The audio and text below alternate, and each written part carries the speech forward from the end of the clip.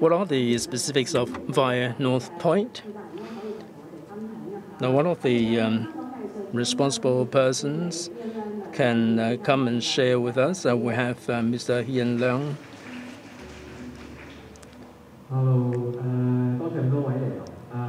Hello, welcome. Once again, I'd like to take advantage of your applause to congratulate the Hong Kong Arts Centre that have spent so many months putting together this event. Thank you very much. And also the leaders of the Hong Kong Arts Centre, Connie and URF, Joseph. I'm grateful to you for your trust in us.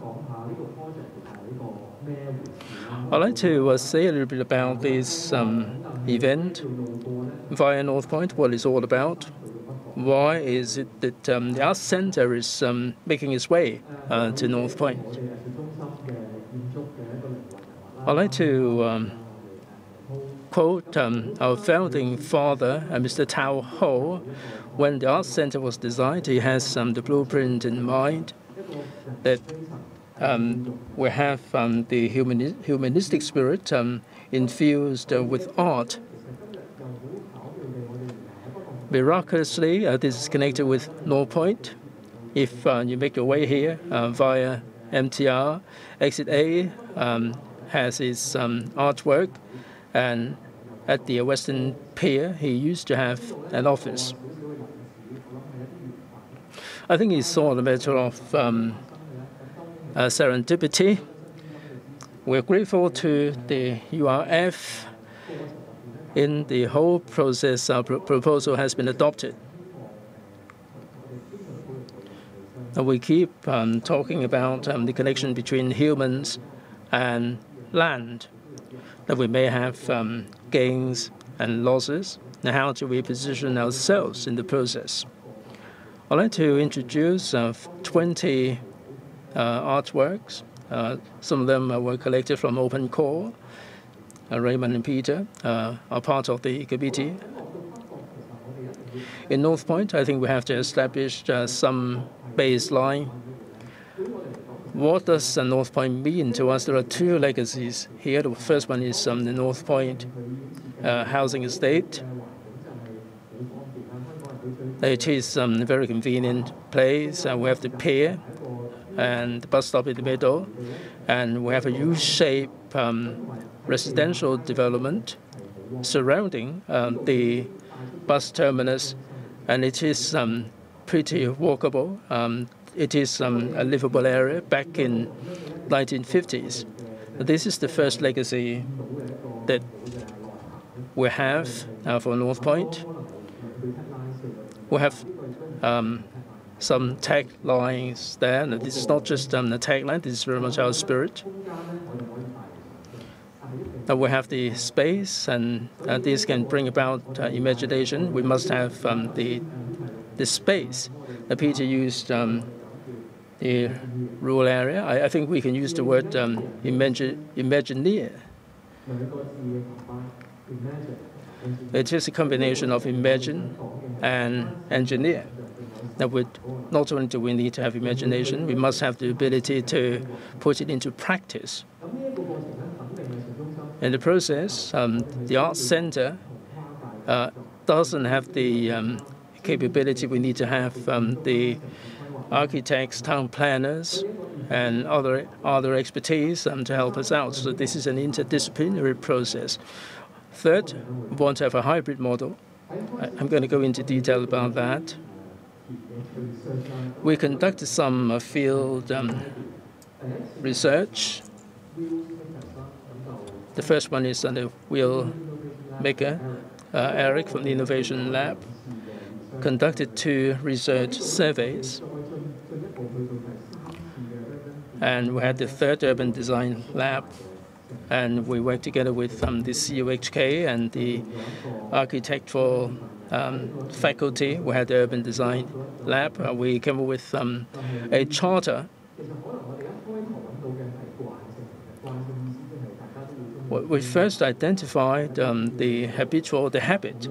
The habit means the people may go to Chunyang Street for grocery shopping. But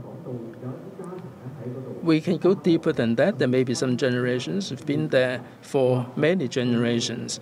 And then when they retire to North Point. This attachment is very specific. With this establishment, it would be more specific when we talk about art, because with art, it is derived from imagination. We have two objectives. The first one is in the urban landscape. I would like to have the aesthetics. This makes us more interested in walking down the street. Now, if there are some artworks that can evoke your past memories, you may be more interested in that particular point instead of just going from point A to point B. Second, art can celebrate the legacy of a place. So our positioning is that we need to imagine, we need to co-create with the residents there. We need to co-create the spatial development. So via North Point is a project arising out of that. We're zooming out into the entire district. I think I have to gallop on a little bit. We have top-down and bottom-up approach.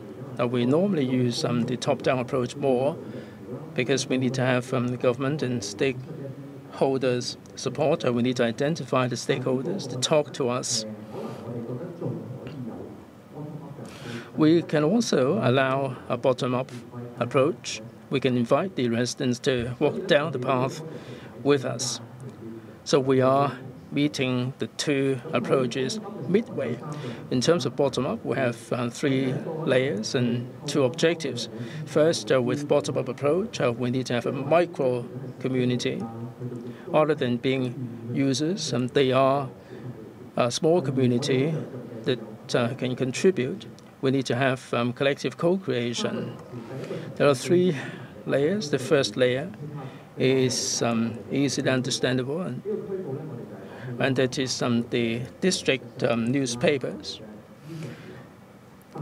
This is about the daily lives from the top left-hand corner to the bottom right-hand corner. We are focusing more and more. When we go to the orange part, and we talk about the daily lives, and we are zooming in to the artworks and how these artworks manifest the daily needs. And we go into a deeper layer of empowerment. We have an organization of the residents talking to us about the lives of the residents.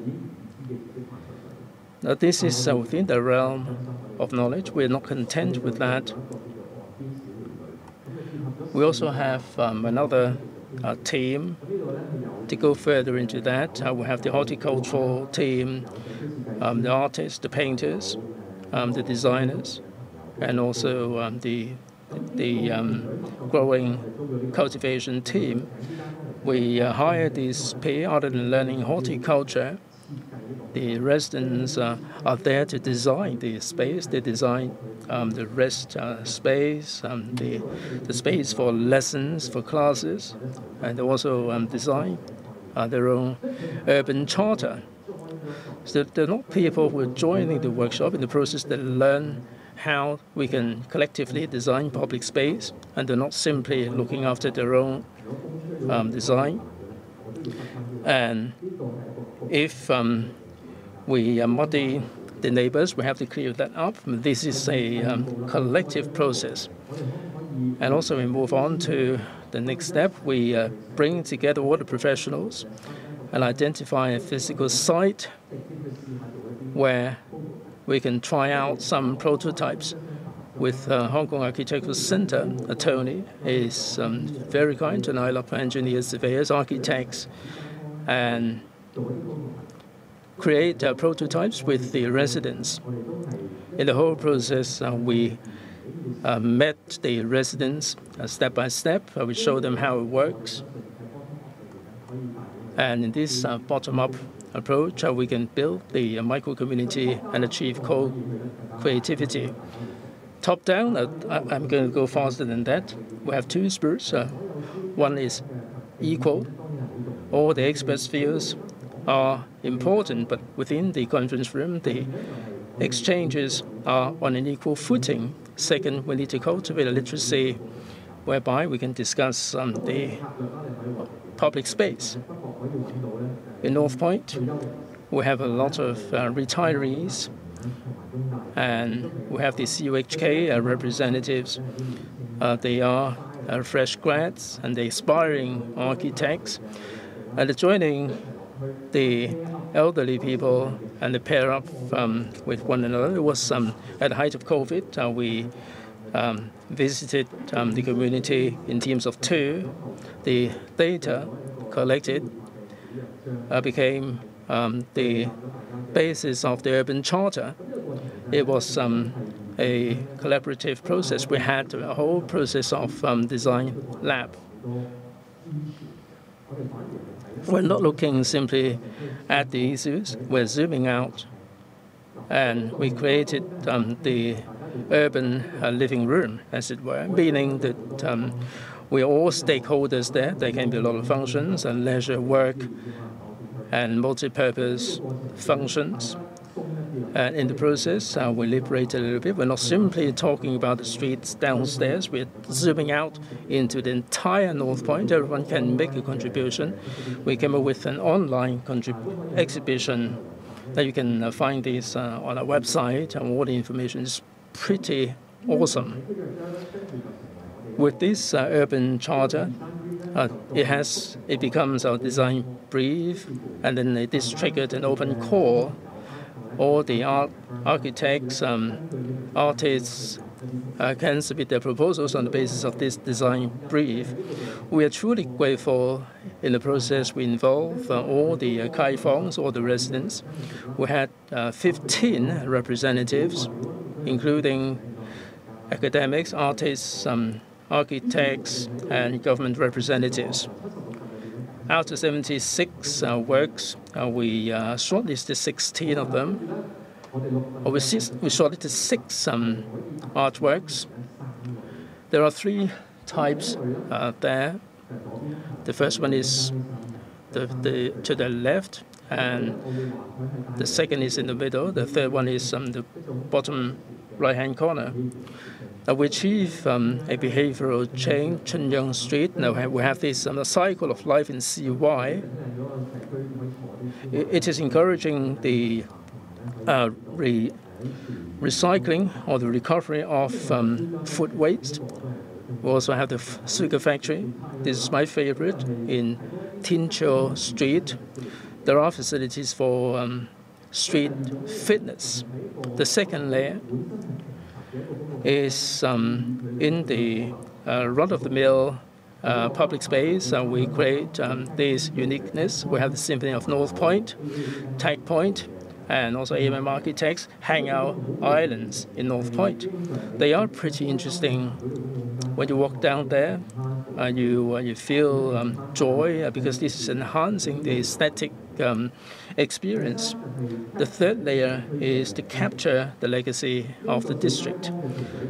Now, this North Pointer is a collection of the old chairs, and they've created a lot of stories with enhancement and modification. They are putting out these chairs in the public space for use. Now we can scan the QR code and listen to the stories about all these chairs. Art Center, what have we commissioned? Actually, we are all working within the same line. We have created a number of art pieces which were to capture the legacy. But we'd like to discuss 2 types of legacy in particular. The first type is more of a memory. For example, we have put up different layouts of the Dai Pai Dong and different street signs of the Chunyang Street. And also we can find North Point coastlines. We will capture the scenes of the coastline daily lives so that people will be able to enjoy it. And second type is living legacy. Throughout the process, we are able to find 3 partner points and 1 school. Well, I think they are like the station chief in the community because they are very helpful and they are infusing a lot of energy into the community. Like this newspaper store, a coffee dot, they are actually helping the community, taking care a lot of plantation, and they are also feeding the dogs on the streets. This is what Peter have mentioned. Some of our projects are being hidden in the community. Not everything are being so explicit. Something more for your day-to-day use. After establishing all these, where are our destination? Most importantly, we want to know that human beings are not above all. We are adopting the concept of an ecology. So it's very important for us to understand what we already have and to treasure it. As we are talking about co-living, we have to reimagine with all these materials. How can we reimagine our co-living in the future? First of all, I would like to tell everyone that we already have a very rich ecology in North Point. We have some people who are enthusiastic about fishing and other areas to draw it up for us. We also have a team of scientists and artists. This is a very daring move. Once again, thank you for the Harbourfront Commission for their comments. This is actually a piece of floating artwork. And in its function, it is a research lab of oyster. It is actually working together with Hong Kong U Marine Science Department in Laofeng. They are actually doing a lot of research on oyster, which are actually able to clean our oceans. And the oysters in Hong Kong are actually very big in size and they are very helpful without any biochemical, because our local biodiversity, that is oyster, is already very useful in cleaning the ocean. So what's the point of cleaning our ocean? Here are our imagination. We have invited Ecolab and they have created a swimming shaft for us. This is not something that is created by us. It is actually the second legacy in Hong Kong. In the 30s, in North Point, the Seven Sisters Swimming Bay is already a legacy that we had. We are just showing you this legacy here. Today, we can't go there and swim, okay? So don't get overly excited and jump in. But it is actually not impossible for us to imagine that maybe one day we can swim there. We no longer have to look at a lot of what other cities have. We can look at our home right at this moment.